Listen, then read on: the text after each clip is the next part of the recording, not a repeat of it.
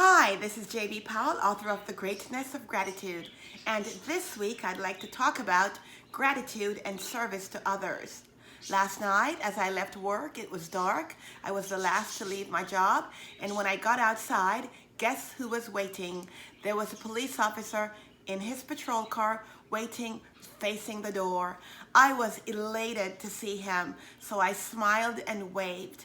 And as I drove home, it occurred to me that we do not thank our law enforcement officers nearly enough. Let me tell you this. Most state and local municipalities don't have it in their budget to pay law enforcement a lot of money. These men and women aren't getting rich every day as they put on their uniform, yet they get up every day and they go out faithfully to protect us, to patrol the streets, to look out for things that are bad, to keep us safe. And I'd like to say thank you, especially to the law enforcement officers in Niceville and Shalimar, Fort Walton, Crestview, and all of Northwest Florida. I would like to say thank you and Merry Christmas to all of these men and women. You know what? If you're like me, it's busy at this time of year. You're hurrying about.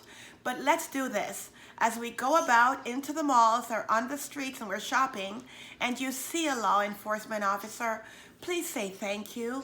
Let him or her know that you appreciate what they're doing. As you get into the airport, you will most likely see men and women in their uniform serving, coming home from abroad or heading overseas. Please say thank you. You will be amazed how much that means to them.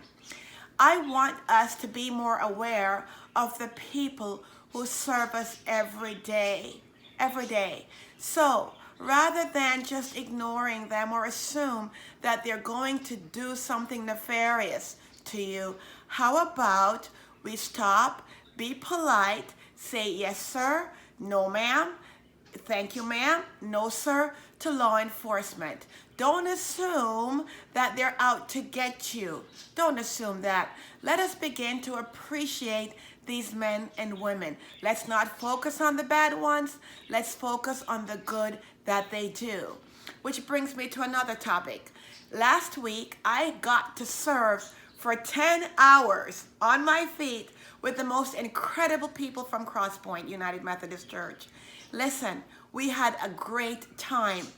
If you are not finding a place to serve, I want to urge you to do so. Grab your kids and get out the doors. Find a homeless shelter. Find a place that houses women and children. Find a needy person, an elderly person that's shut in. Seriously, there are leaves to rake right now. The oak trees are dropping leaves like flies. Get out there, grab the rake and rake somebody's yard. You could come and rake my yard. Find something that you can do to help someone else. I think that as a group of people, as a country, it would be really nice if we would make America grateful again. If we would start to find ways to serve. If everybody helps somebody, then all of us would have our needs met. Which brings me to another subject. This is a perfect time of year to say thank you to the people that you work with. I was happy yesterday. Why? Because I got to say thank you in small ways with little gifts to the people I work with. Great people. People who are struggling. People who all year long, from January to December, have worked hard. Now, I can't give everybody a card, but I can thank some people. I can tell them that I appreciate what they're doing. How about you do the same? You're a mail lady, the woman and man who drops off your mail every day, say thank you in a tangible way. The person who is spraying your yard, find a way to say thank you. Just look around you, okay? Find practical ways to say thank you to someone. Now, again, let's keep it practical. If someone just had their teeth pulled, you're not going to give them Brazil nuts. They can't eat it. If someone has an allergy, find out. Don't give them something that will make them ill, okay? But I'm saying Find a way. If it's to bake muffins, if it's to write a card, just don't sign your name to the card. Write something personal in the card. Find a way to uplift the recipient. Let's get together one by one, starting in Niceville, and let us begin to show others that we're grateful for what they do. People matter to God. They really do. And I'm learning that.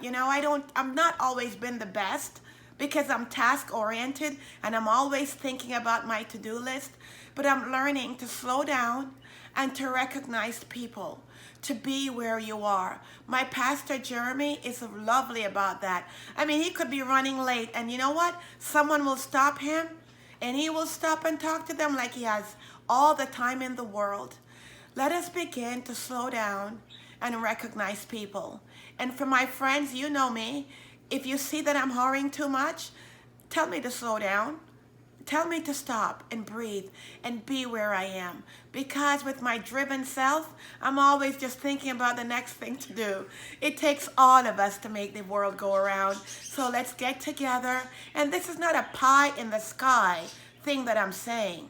It just takes one person, and it takes you and me being willing and open to be more grateful to the people that we rub shoulders with and the people who help our lives to be easier.